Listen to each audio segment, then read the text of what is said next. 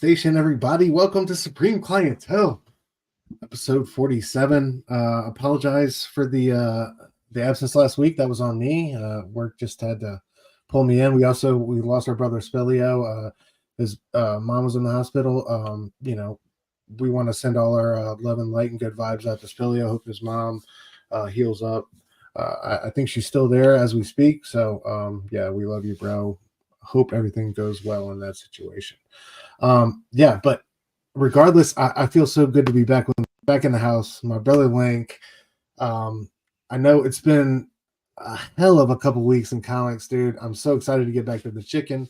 We just spent 10 minutes talking about precious metal in the back chat. We decided we're gonna maybe even cover that in its own episode. We want to give that book the love it deserves. So it's gonna stay off the roster tonight, but regardless, so happy to get back into it with Link, man. Link, how you doing tonight, brother? Good to see you. I'm good, man. Glad to be back. It's been some crazy things happening in comics these last couple of weeks, but I'm ready to talk about them. Yeah, man. So many events going on, and just so many great indie releases. It's been a great couple of weeks. Been a great time to be alive, as some would say. Oh yeah. Let's say what up to the chat real quick before we get to it. Real quick, Sal, what up, bro? Good to see you. Got our boy E. What up? And of course, Phelps, what up, bro? James, good to see you, man. Thank y'all for coming through. Yeah, precious metal is effing wild, y'all. And Bertram really making a name for himself.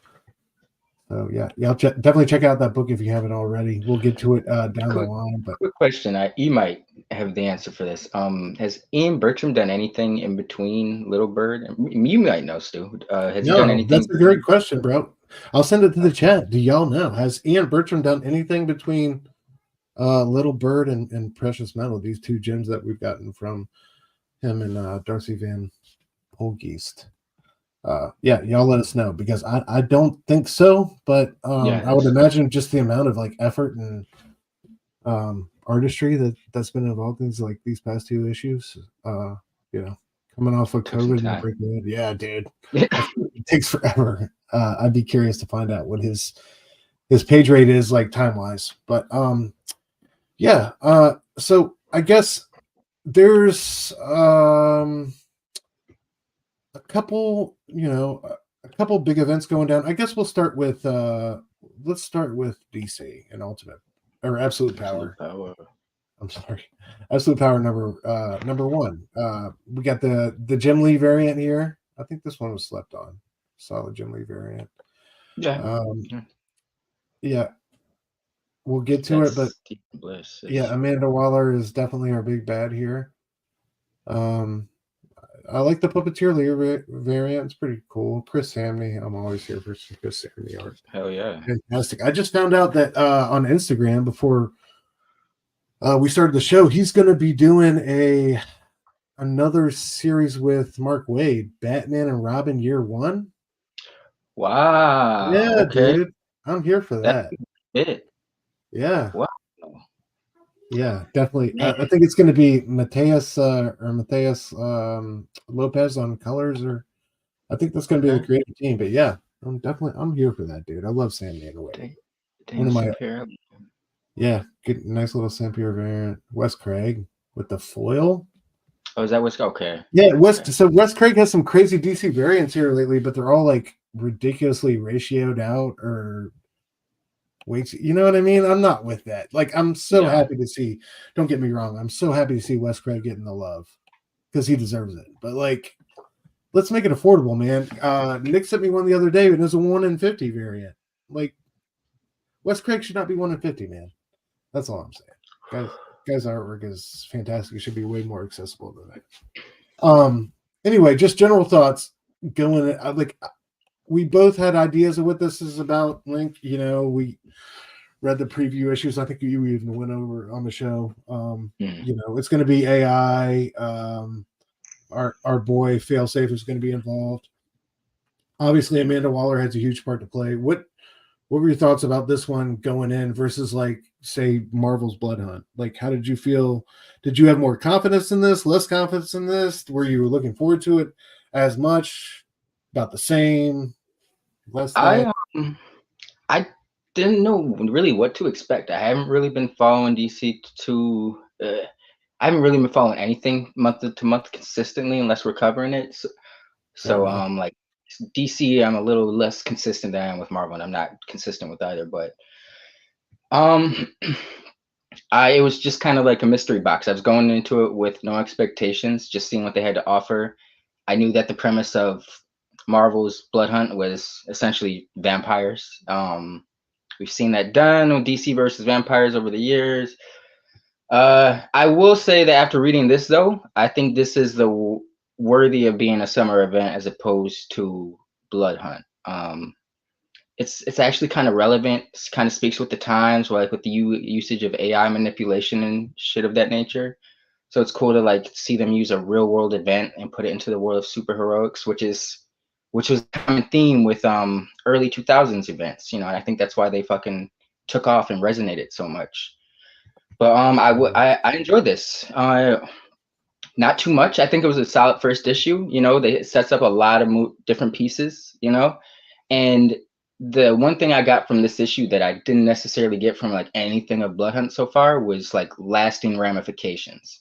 At the end of Blood Hunt, it feels like it's all going to be the Avengers save the day, the world's put back together, you know, the maybe a few characters are altered like Blade and his daughter, but beyond that, what's going to be like a lasting impact? Now this is issue 1. It's a little early, you know, they haven't had as many issues in as Marvel had with Blood Hunt, obviously, but by the end of this issue, I feel like it gives a feeling that there will be lasting ramifications at the end of the series with certain characters and, you know, their arc going forward, should we say, with a few characters, specifically like Green Arrow and Superboy John. Yeah. I was surprised. It was fun. It was quick. It made me want to come back for issue 2. That did not happen with Blood Hunt. I hate to. I know. No, keep it real. I love that though. I was curious. I was curious to your opinion with this one. Like, and I knew you would basically come to it blind like that. So that, like, I feel like that says even more for the event. You know what I mean? That I feel like we're reading more Marvel than we do DC on the show. Yeah. Or at least we review. And so I love that you came into it more blind like that and still enjoyed the ride. Yeah, happy birthday, bro. By the way, everybody, Lynk, of course, turned 19 on Monday. Talking about Blood Hunt, he is a vampire. Yep. He goes to Eastern Europe and gets transfusions every summer, but we're not going to talk about that. He asked me to keep it mum, so yeah. It's a secret. Well, yeah. All right, so yeah, I kind of in the same boat as you though, man. Like I guess I'm more clued into DC. I probably read more DC than you do, but at the same time, like I wasn't. I've had trouble keeping up with Batman, and you know, I think a lot of this relies on that story arc and FAILSAFE and stuff like that. I did read the first one, but I've kind of been in and out since then. But regardless, I love the bit with the BRAINIAC QUEEN, and I love how it pulls from every corner of the DC universe. And Dan MORA on artwork is freaking like so phenomenal. So many great little like tiny panels and big pages, and I really gave you everything you could want out of a big epic event like this, especially here at the start. You know what I mean? Setting the tone. Like we had seen previews of this page before, but not really known it in context. And this was great, like starting off. And I love how they include the panels of like there's somebody watching these superheroes through binoculars with these power level monitors. And so you don't know who's really committing these attacks and what's going on and, you know, where what is coming from originally. I like that disorientation and how it gets you guessing early on. But yeah, just a simple like robbery breakup, right? A silent alarm. Of course, Soups hears it, and this guy freaks out and like shoots, and like that's the thing I was talking about. Like you later on, you see some guy with him in the scopes, and you see his power level, and it makes you wonder if the shots that you know kind of fell Superman right here are from this guy or from a sniper rifle. But regardless, dude, super epic Dan MORA page right there, man. Just fantastic. You know, I love the look on his face, completely like shocked and not knowing what's going on before it's too late. Like, you got to imagine what is 2 shots through the chest. It's got to be extra shock on For top of Superman, shock who's for never, Superman, right? yeah. He's like, oh For shit. like definitely been shot at like how many times and nothing's happened, and then for that to happen, it's got to be something crazy. So yeah, and then we get to like the whole AI revolution here, controlled by Amanda Waller and FAILSAFE, right? Where superheroes, the DC superheroes from high and low are being portrayed as evil and committing atrocities on the general population. Doesn't matter who you are. Everybody's getting it. And these videos are being leaked to news outlets all over the world. Everybody's broadcasting it. So, these superheroes going about their business as usual and maybe not in tune with the news don't realize what's going on. And this is what we have right here as, these two get their brains beaten in as Batman and Robin watch. And then we see atrocities from across the globe. A Blue Beetle, I think, is part of it. There's Mr. Terrific kind of repping for the situation that he was in with the captain, where just previously we had seen that he had been accused of genocide and committed atrocities. Same thing right there with Firestorm and Blue Beetle. But just, dude, incredible Dan Mora art, man. And I'm talking about, these are like a third of the page. These are little like, but just the effort and the detail and the color. I haven't been following like World beautiful. Finest month to month, but I don't know. I felt like he's already a fantastic artist to begin with, but I felt like he really did pull out the stops to make this feel distinguished. And you're supposed to bring your A game for these summer events, and I felt like he certainly did that. Yeah, absolutely, man. Well said. I think he really like even these throwaway like Flash and Hawkman panels. I think I just love the detail he brought to it. Anyway, yeah. So we see like Lois in charge of the Daily Planet trying to get a control of the situation, and she realizes that even the Daily Planet is broadcasting false headlines and fake news, and it's just widespread. It's completely taken over. A nice little tie-in with the DC universe. I love how we have Sarge Steel from Wonder Woman here with Amanda Waller. I thought that was cool, and the two of them working together and involved in this event. I thought that was dope to see. Dude, I love the reveal of the Brainiac Queen right here, right? Just excellent art, even better color. Just looks fantastic. What do you think about Amanda Waller as the big bad, more or less, in this one, bro? Does it work for you? I think it makes sense. She's she's someone they can kind of, she's not really a bad guy. She's a bad guy, but not bad guy. Like Amanda Waller's never really like superheroes. Felt like they kind of needed, or super powered folk to begin with. Kind of feels like they need to be reined in. So I think it makes sense. She would be the one to kind of pull the trigger on this. Like she'll work with the superheroes as long as it helps her meet her ends or means. But at the end of the day, she'd prefer not to have either villains nor heroes. Guess she kind of has like that Lex complex, where Lex is like, the idea of Superman. Superman himself makes humanity lazy because we are always dependent on someone coming to rescue us. I guess she kind of feels like that in a sense, but not really, where she's like, yes, superheroes rescue us and stuff like that, but because they exist and they bring on these problems. Like if we didn't have superheroes, they wouldn't need to rescue us from these crazy world-ending situations.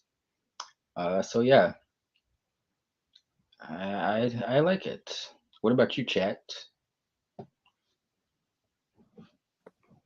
My bad. No, all right, so yeah, continuing on. So we see the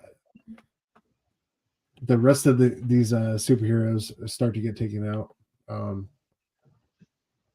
What is it, John and Connor? kind of flying Yep. along and hear the shots and see Dad falling from the sky and go to save him. Then, as John's saving his dad, something hits him, disrupts his power, and he crashes into the ground. Right. So right into a trap. Yeah, dude. Super rough. Here Wonder Woman, as this is all happening, Amanda Waller goes live. Wonder Woman realizes that Nightwing was right. He was one of the first ones to call this, like saying this feels like Waller, her particular vendetta against superheroes.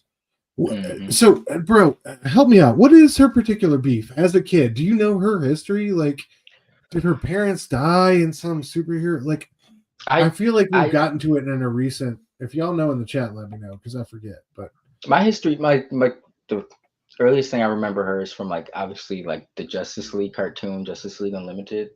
But I was just saying, I felt like she kind of has like the stance of Lex almost, where he's like the idea of Superman makes us lazy because we're always depending on someone like Superman to rescue us or do something for us.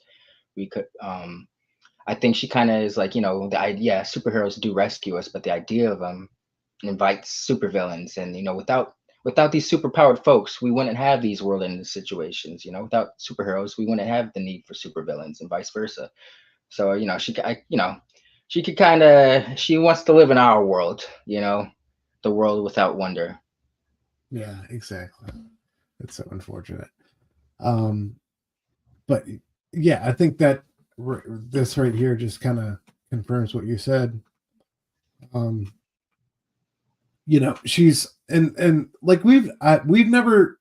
She's been on the big stage before, but I don't feel like she's ever been addressing the American public like this, right? Yeah. So this is a big this is a big step for Amanda Waller as a character in the DC universe. But I'm with it. I feel like she has the proper support and the means, and this is what I love about this. Like even Batman feels outsmarted, right? Like how did I not see it?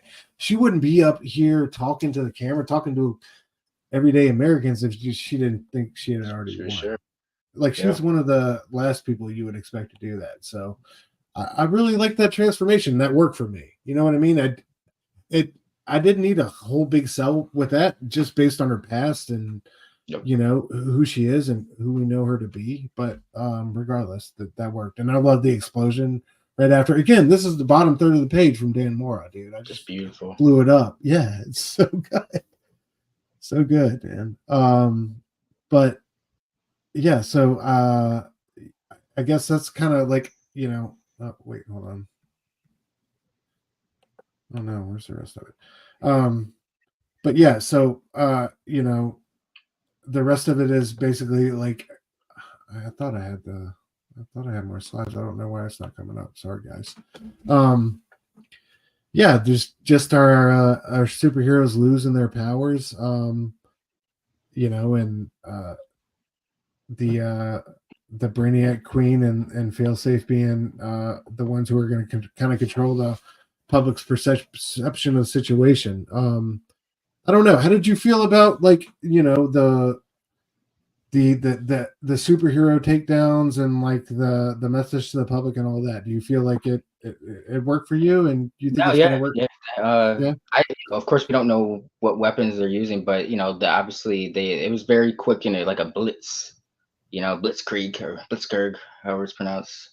But they took them, obviously they took the hero community by surprise, and they had an inside help, someone who's worked very closely with them. Spoiler, it was Green Arrow.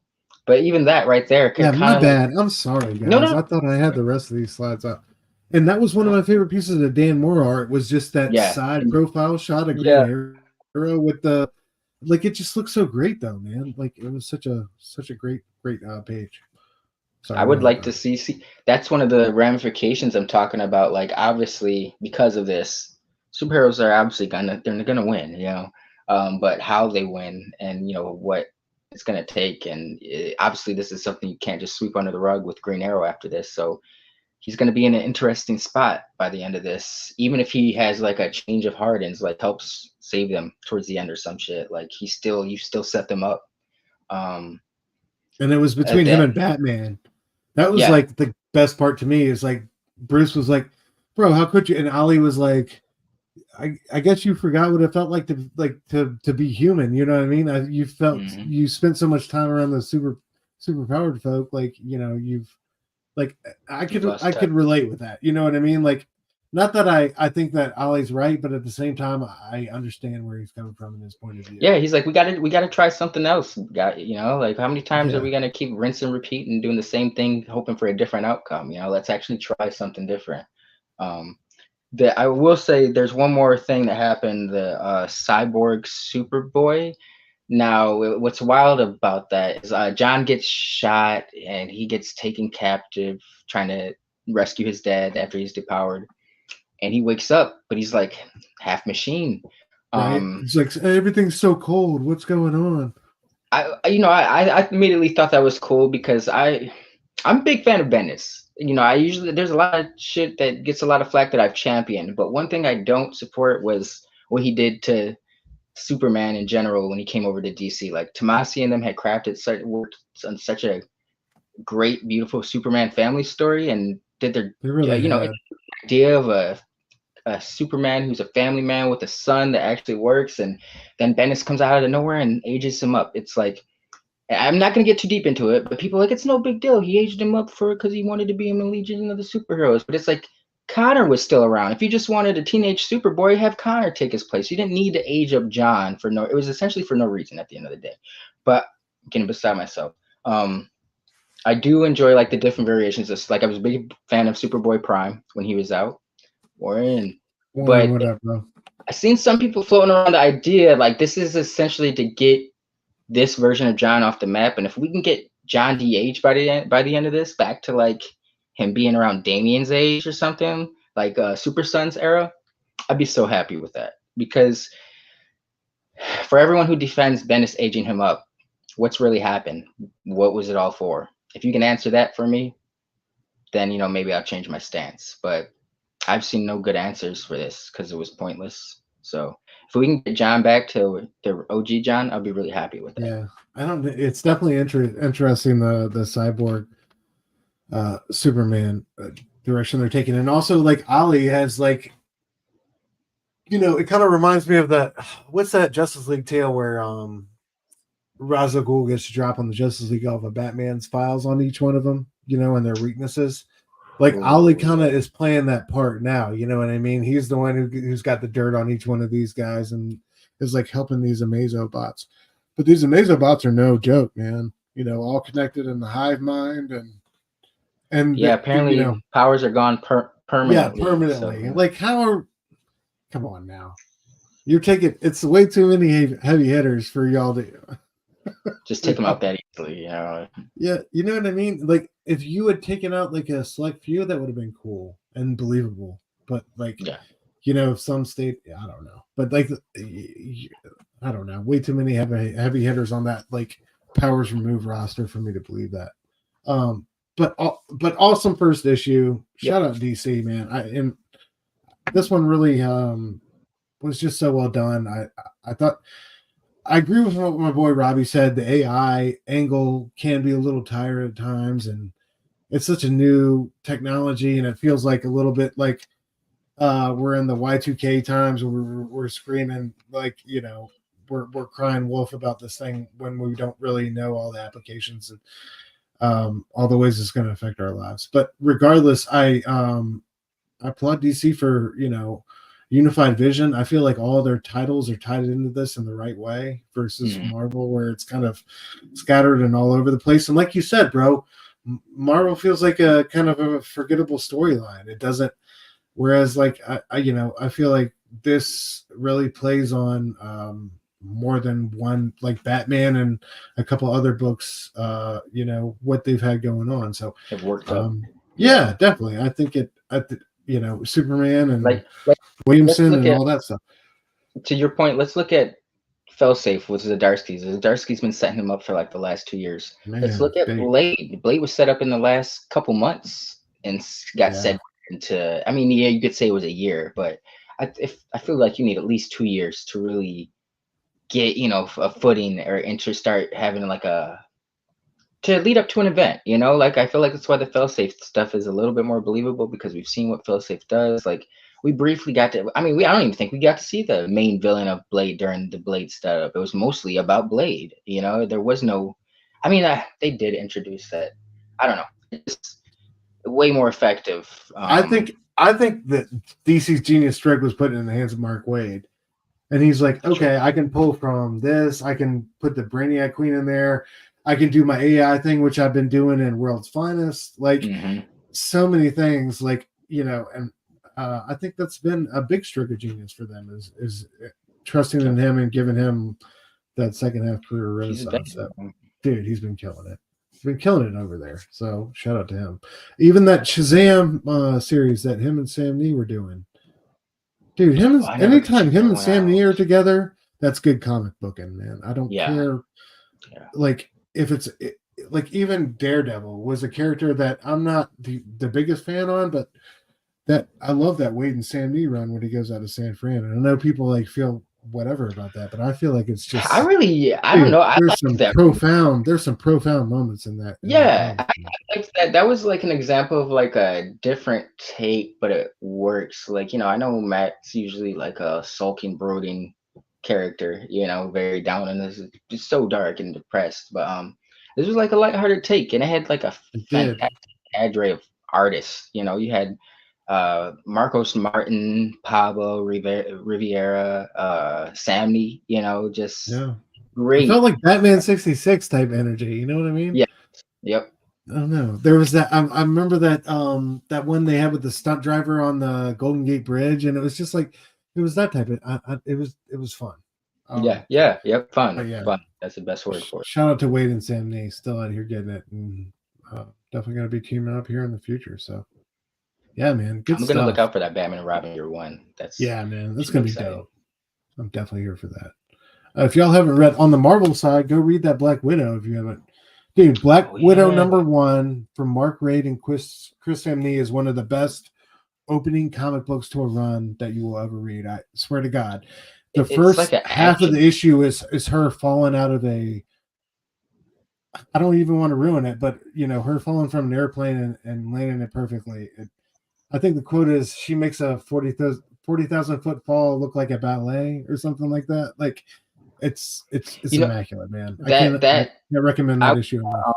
When they were making the movie, that they would have kind of, because that first issue you were talking about there, it's like a crazy action. There's a lot of action in it, but it's so well, like, it reminds you of like a movie scene. And I thought for sure they were gonna include like a homage to that in the movie itself or something, where she's taking on like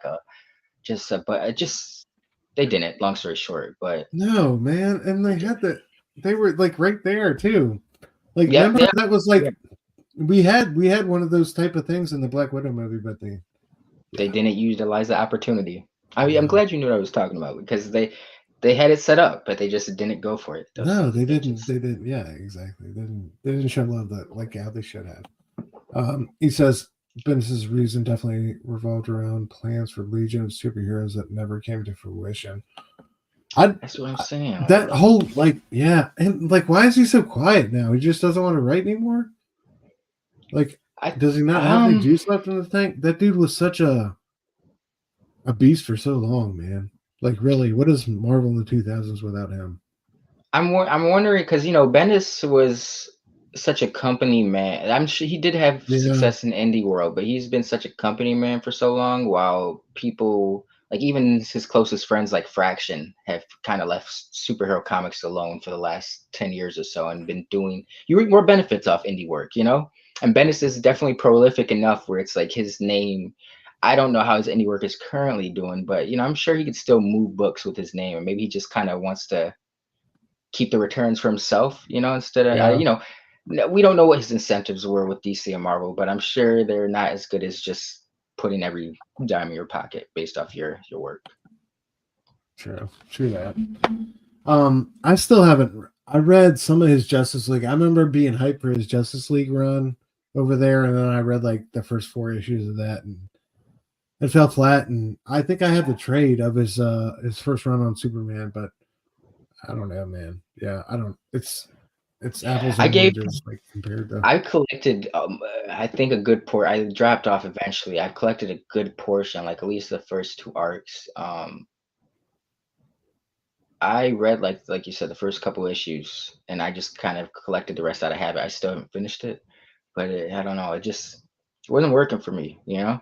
And I love Bendis, but just Yeah, his move at same. DC. Same. Not the way like his stories used to just grab you, man. You know what I mean? You'd have no problem being hooked in. Like that's what I love about his work is like you wanted to fucking read it. You wanted to tear through it. You know what I Yep. mean? And whether it was decompressed or not, and you know all those tropes that he's famous for. Like I just, It worked, I yeah. just love the storytelling. Yeah, Mm-hmm. time and again, and he gave birth to like Hickman and like his proteges. Like you know, I don't know. Yeah. Marvel is not Marvel. Marvel, like I don't know if they would have survived without the boy. Honestly, No, yeah, Bendis was key. He was key, bro. Like, you know, that can't be understated how crucial Bendis was for some of their biggest hits over the last 25 years. To some of their biggest characters or, you know, character turnarounds. Like he made Luke Cage.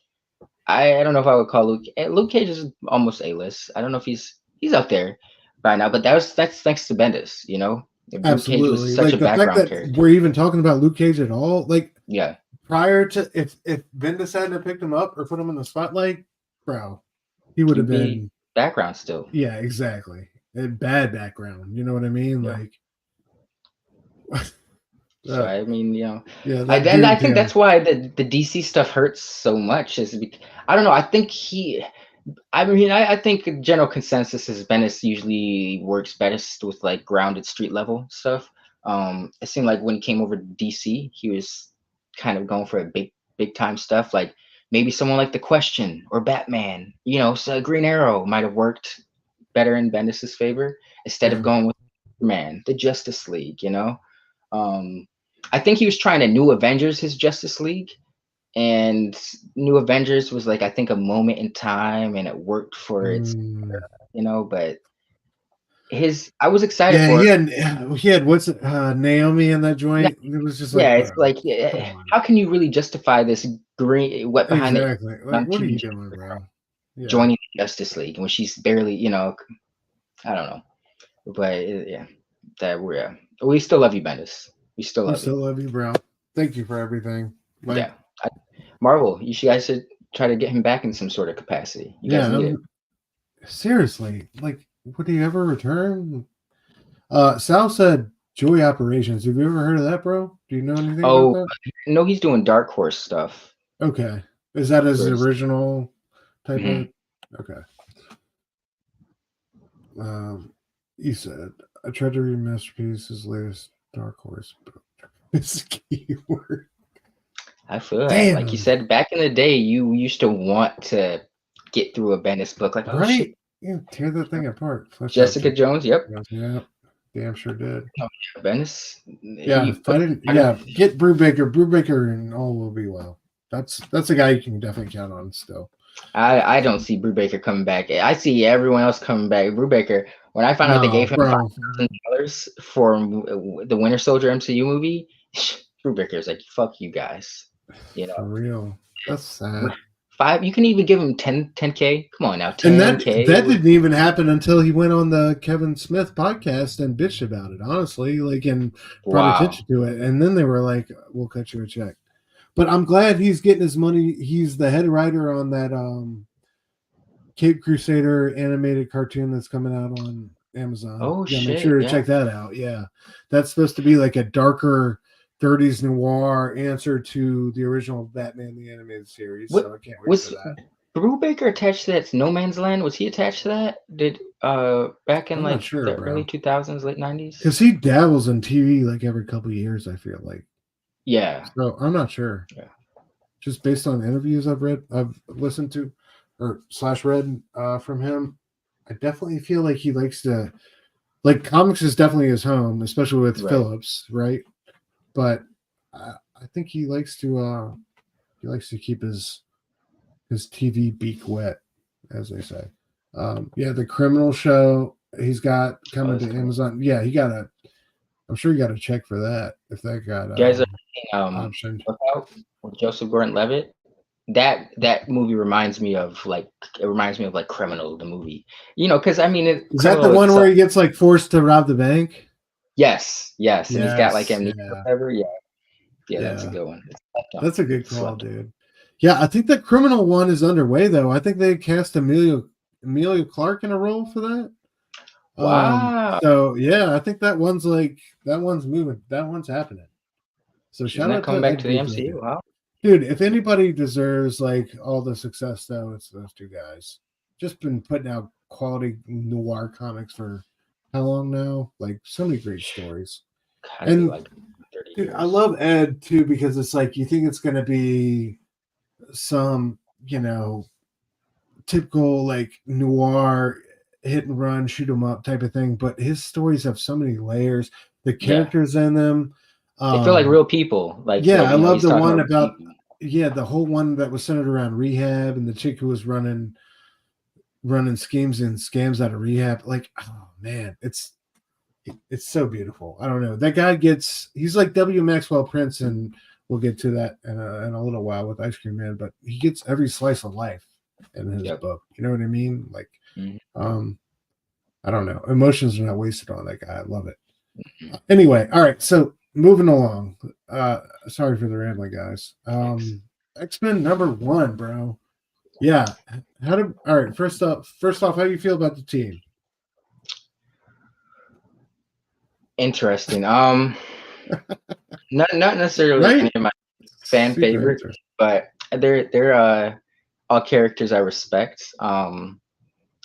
It's well, the team. There's not the whole cast in the book. Like there are supporting characters. There are some cool support characters. I do appreciate that he's kind of pulled from eras that I like. You know, like you got Kid Omega, Herman Glob, and Zorn. Zorn, I love Zorn. They're all from Morrison's New X-Men. They're cast in the book. Temper, who, oh yeah, Edie, or I know her. Temper is her name now. I didn't know she realized she changed her name, but her original name was like Oya. She's from Matt Fraction's running on Kenny, which I thought was cool. Um, Juggernaut. I've Juggernaut was part of the X-Men in like the late 2000s when Morrison left and when Is this Joss. the Chris Bachalo design type of? I feel like I remember like covers from that era when he was. You know what's crazy? You're talking about the Temper character? No, Juggernaut. Like Juggernaut. the X on his. Like I feel like I have a Chris Bachalo Are you cover thinking of around here Cyclops? somewhere. He had the X in the red. No, man, Right? No, it's that Juggernaut. I mean it I'm might dead. be. I'm Yeah, glad to it's see like Jug's part of the team. After he's been briefly a part of the team, and then they teased him like 2 years yeah, ago, right. immediately. Oh, it was a year ago. But yeah, I mean, solid book. I will say it wasn't amazing, but No, I it was very wasn't. trepidatious coming into this because I was excited for McKay on Avengers, and that turned out to be a total wash, in my opinion. Mhm. But it seems like he understands. He's got more of a voice for the X-Men characters. And I will say that when Morrison's New X-Men ended, that was such a game changer. Nothing like that. Like, how did you can't really top that? So what Joss Whedon, if you really look at it, astonishing, nothing crazy really happens, right? It's just really well written, and he's got a good voice for the characters, but it's nothing crazy. We Ord from Breakworld, it's another run of the mill villain, but I think that's what they're trying to do with this new volume or incarnation of No, for X-Men. sure. Like X-Men was so game changing and out there. It's like, let's go back to the superheroics.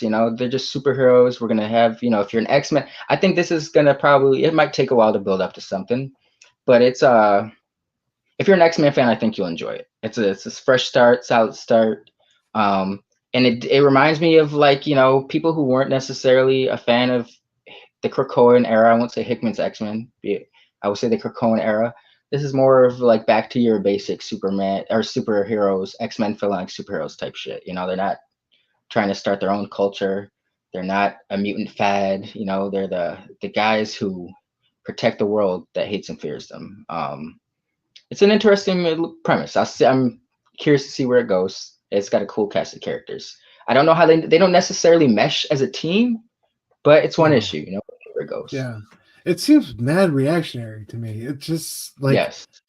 It doesn't seem original at all to me. Like it just seems like, and even in the in McKay's writing, I struggle with his voices for these characters. And it's like with Quentin Quire, when he has that one line, he was like, "Forgive my short-term memory. I've done a lot of kick." Okay. It's like I laughed. I was like, oh, I like that line for a minute. But I was like, man, is that I don't know. Is that the best way you could have like referenced borrow? It's funny because I feel like that maybe that's like, because these are guys obviously in our age group that grew up reading the shit that we love, like the Morrison stuff. McKay especially, man, with the Doctor Strange stuff, yeah. And Ultimates 2, it reminded me, because the kick thing, I was like, yes, we get it. You're referencing Morrison's run, which you probably didn't appreciate. But then at Ultimates 2, there was she's like, "Mommy, what's the A stand for?" I was like, yes, we get it. You read the original Ultimates. Yes, we get it. We get it. You know? So, I mean, and they're both, Dennis Culver and McKay might be in the same age group. Like, you know, they grew up loving the stuff that, like, the original Ultimates, Morrison X-Men. But yes, you got to find a way to be more clever than that. You know what I mean? That's surface level shit. Like, give me a deeper cut than that. Like, I know, I agree. Yeah, well said. But it's just funny you brought up the kick thing. I remember reading the Ultimates 2 shit, and I was like, man, I get it. Yeah, but like you said, I want it to be a little bit more layered, a deeper cut. Like, oh shit, he's old habits die hard, dude. Unfortunately. Yeah. Definitely. Yeah. Definitely a big complaint throughout this issue, but I'm cool with the team. Again, I can't shake the ghost of Robbie Billups when he said, so listen, Nick told me this. He's like, bro, before you do a review or you talk about comics, don't listen to other people's reviews. And he's dead right about that, but I can't help myself sometimes. So, you know, I usually listen to Robbie's review of the previous week's comics before we get here on Wednesday night. He put it he put it eloquently and better than he put, you know, exact words to what I was thinking. Beast has the bad kiss makeup on, dude. Like, he's trying to look like a member of Kiss. I was like, what is going on with Stegman's Beast? Like, because I like it, but I don't. What is it that I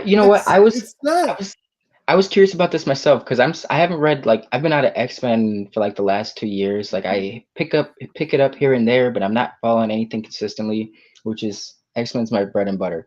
But I'm wondering, like, I know this was crazy on me because I was like, man, reading this issue, I was like, man, I miss fucking Morrison's Beast. And then I realized, I was like, shit, it's been over 10 years since we had that Beast, because Bendis introduced a new Beast when he came on. And then I realized, I was like, shit, it's been 10 years since Bendis had his run as Beast. Like, long story short, we haven't had Morrison's Beast in over 10 years, which is wild, you know? But when I think of Beast, that's like maybe because the new X-Men is so prominent to me, that's the beast that pops into my head. That's the Beast I like.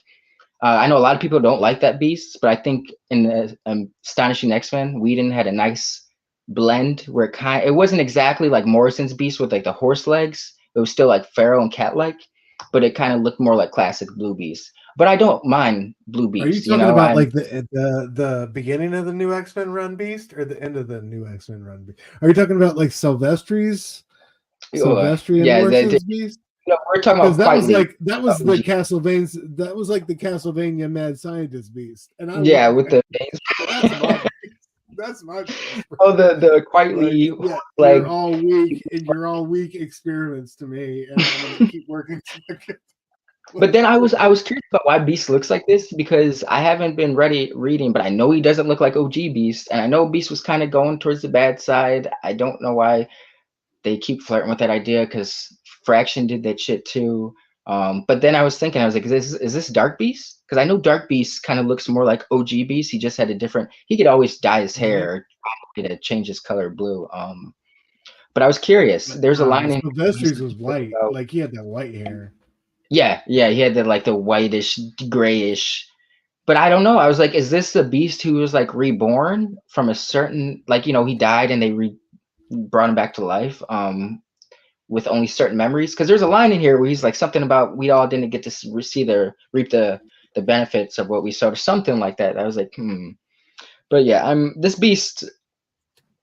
Stegman is a very interesting artist, bro. Because I remember my first introduction into Stegman was probably like 2015 or 2014 with Superior Spider-Man, around there. And then he had done Uncanny Avengers. And I remember he had like he's always kind of like changing his style. He's ever evolving. But his Uncanny Avengers arc specifically had his characters had this weird like anatomy where like their muscles would bulge and there'd be like a small little, and then his like muscles bulge again. And it seemed like he got rid of that by the time he came around to Venom. But like now it seems like he's back on the weird ups. I don't know. Everyone kind of reminds me of like a strong guy, like how his body gets disproportioned and shit. But I like Stegman, but his art, it was different. Might take some getting used to be honest, for this book. I dug it. I liked his I really dug his Cyclops in this. That was like, See, with Cyclops, though, I feel like a teenage Cyclops from like a few years ago. Like, it doesn't remind me of a grown man. I don't know. It gives me like teenage Cyclops vibes. Hold on, let me get there's a good Cyclops page in here somewhere. That does look badass. I like the costume. Right? But yeah.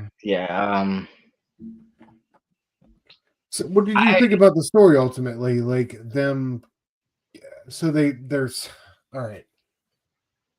I feel like there's got to be a premise though, them setting up another home in some remote fucking outpost, bro. Like, can we there's got to be something else? And I realized that Powers of X and House of X and all that shit was game changing, right? And the Resurrection Protocols and Krakoa, and it was truly a whole new world. I think we're starting to realize how good we had it, or how good we could have had it now. When you try to reinvent the system, but man, this just felt like a weak little softball to me, right? Like they got their outpost in Alaska, and the local police chief is coming by to check in with Beast, and I don't know, it all felt very half-assed to me, coming off the run that we had. How did you feel about like the general setup and Beast at home and him talking to police chief, and then the X-Men kind of executing this mission against these friends of humanity types, right? That end up being mutants, 6 adult mutants. Oh yeah, that they're like that's a little interesting. So it's like now there's a new, like you can he's taking inspiration from Morrison, so I can appreciate that. But there's a new human, I guess. Like human would take body parts, harvest mutant body parts, and put them on themselves or organs, and try to get their power. And then I guess with the Krakoan stuff or the Orcus, they were trying to adapt with technology. This new fourth species or whatever, fourth man, they are adapting technology and grafting mutant parts onto them. So that's kind of cool.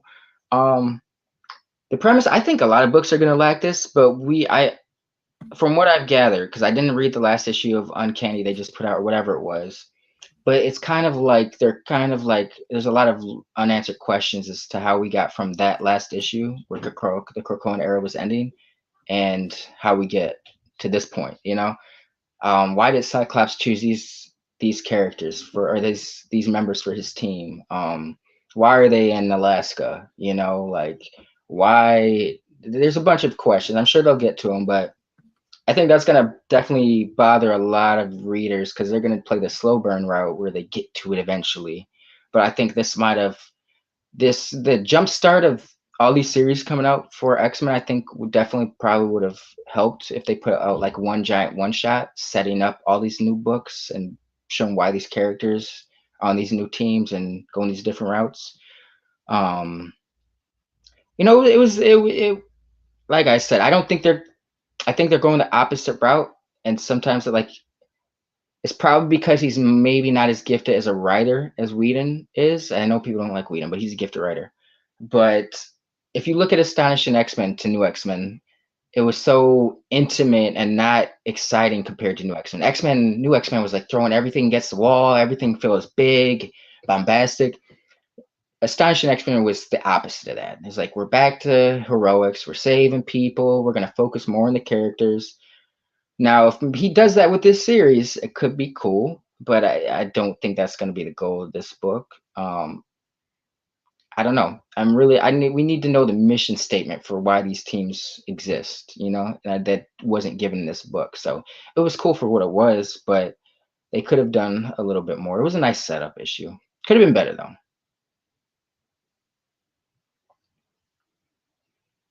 You doing the bit me, Stu?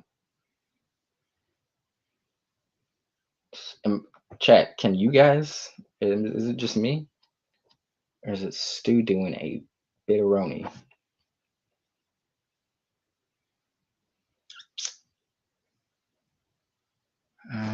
Oh, it is just me.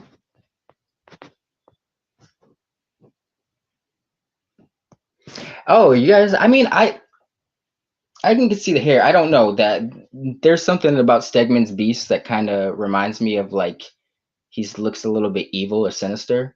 I would say that Perez's beast was more definitely happier, jovial. I would say, you know, but I could see the influence. But there's something sinister about Stegman's with the eyes, and that's, you know. But it's cool. I mean, I can respect that Stegman's always subtly changing his style. I think that, you know, that's what an artist does. They're always trying to change something up subtly, you know, evolve, better themselves. But what did you guys think of it? It wasn't amazing, but you know, there's been many X-Men books that haven't started off amazing and they end up, you know, they're a fun read. And sometimes that's all you need. But I think if you're an X-Men fan, you'll appreciate it. Don't go into it thinking, you know, it's another game changer. But if you're an X-Men fan, you know, it's got X-Men, you'll enjoy the setting, the backdrop. I would recommend it. Curious though. I don't really feel like, so it's odd that this one came out first because this doesn't feel like the flagship. I feel like that's going to be Gail Simone's Uncanny, but I'm wondering why they didn't come out with that one first.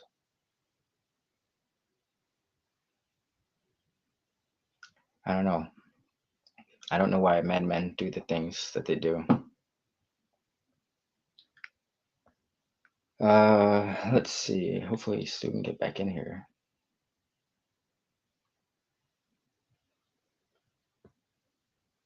Yeah, and you know, I was reading the X-Men Gold issue, or was it the annual? No, it was the Gold. I think it was like 30, where Colossus and Kitty were supposed to get married, but they didn't, and Gambit and Rogue end up getting married towards the end of it. And then there was like when Wolverine got brought back to life when he had the heat claws, there was like a one shot that opened it with that Marquez had done, and you know, there's a lot of X-Men characters. I was like, shit, you know, Marquez he's always a solid artist, but it got me more hyped to see. I know he's worked on the X-Men before, but yeah, I think Uncanny is definitely going to be the more familiar book. I do want to know the mission statement of this book, though. You know, like, what is Cyclops' goal? Are they just trying to be superheroes again? Um, the team is very curious. Reminds me of the Uncanny X-Men that Bendis did with Bacalo. And yeah, it was like him, Magneto, Emma Frost, and they're kind of like, you know, the mutants on the run. So he took who he could get. But I don't feel like they're on the run right now. So that's like, you know, I don't know. Yeah. Yeah, with Gale, I think it's like Rogue, Gambit, Wolverine, Jubilee, and Nightcrawler. I feel like she could have done with like two, maybe one more member. Um, Not exactly a powerhouse squad. I mean, they're proven X-Men though, but one more member wouldn't have hurt, you know. but I'm curious to see how that comes out and where they're going to be operating, because in the new comic book day, little short story she did, that looked like Westchester Academy or whatever was all closed up. Stu is currently MIA, but station for now.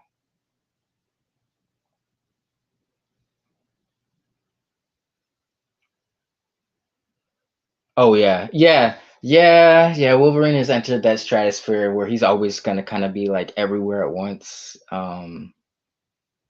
Yeah, at least it's not like the early 2000s where he was on like the Avengers, the X-Men, had his own book. He was on the X-Force at the same time, in every event. It got wild. Never enough Wolverine.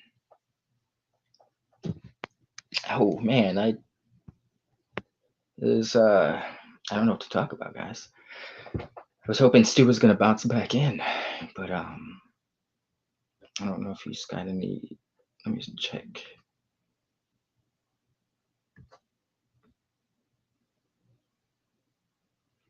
Oh, yeah. Well, I guess since we're still talking about X-Men, Sal had sent me a post today where Pepe Larraz had drawn freaking pennants, man. And apparently Pepe Larraz. Oh, Stu message me. Pepe Larraz really loves the Generation X book and the team. Oh shit. Stu has lost power.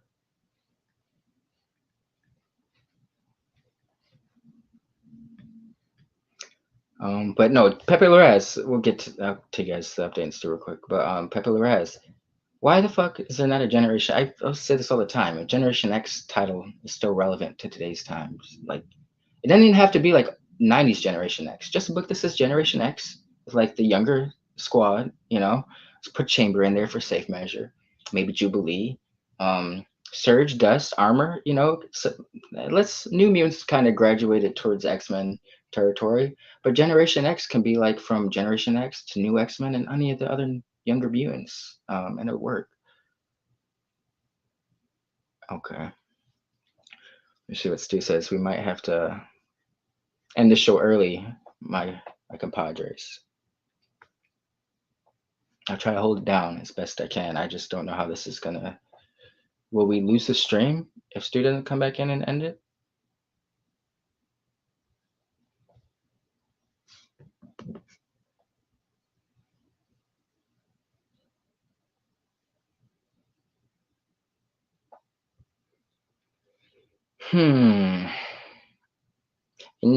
Binja.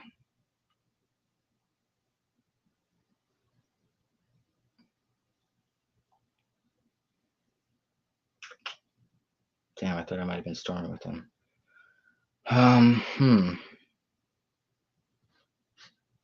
Will we lose the stream?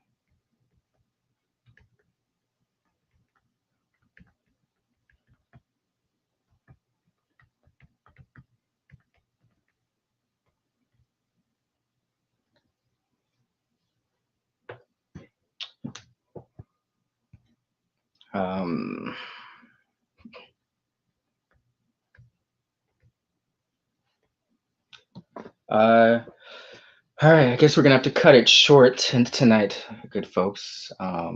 Stu's lost power, but what else do we have to cover? I'll just give my quick thoughts on those. X-Men check. It's worth checking out if you're an X-Men fan. Let's be honest, we've read worse. We've been through worse. Absolute Power, definitely worth it. Precious Metal, even though we're gonna get to it, cool. I love the art, definitely worth it. Ice Cream Man, it'll change your life. I was gonna say another issue that makes you think about life and all that stuff, but I don't think there is an issue of Ice Cream Man that doesn't make you think about stuff such as that. Definitely worth it. And Ultimates too. I'll get to that if I still got some viewers in here. I don't know if the stream's gonna be saved, but Ultimates 2, man. I'll be honest, I was let down.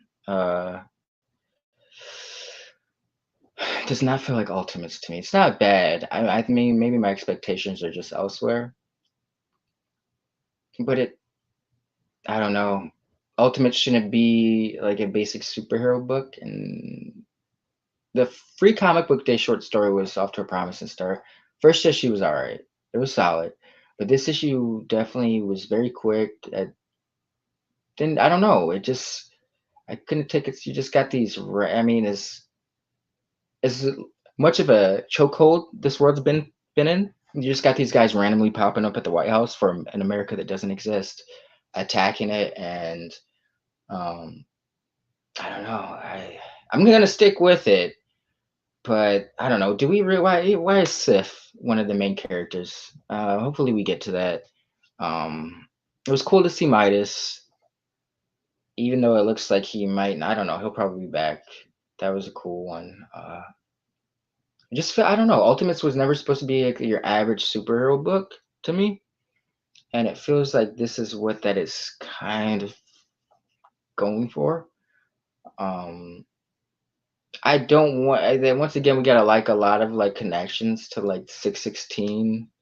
I don't want this to be a book or where they're trying to restore themselves to 616 as much as possible. I did like the Steve scene where he like saw reality or saw the time span of everything that happened since he had been frozen. But I will say there was a line like I was talking about earlier where this little girl was like, "Mommy, what's that A stand for?" Referring to the A on Captain America's forehead, and he said something that like the next line was like, "Let's go save America." They were saving, spoiler, this character called America Chavez, first Ultimate appearance. But I don't know. They got a lot of powerhouses on I don't know. Well, I'll give it to the first arc. You know, I hate to be so judgmental early on in the book, but I don't know. I expected more. I'm a very big fan of the Ultimate Universe. These books don't really feel cohesive, like between Spider-Man, Black Panther, X-Men, and this, you know.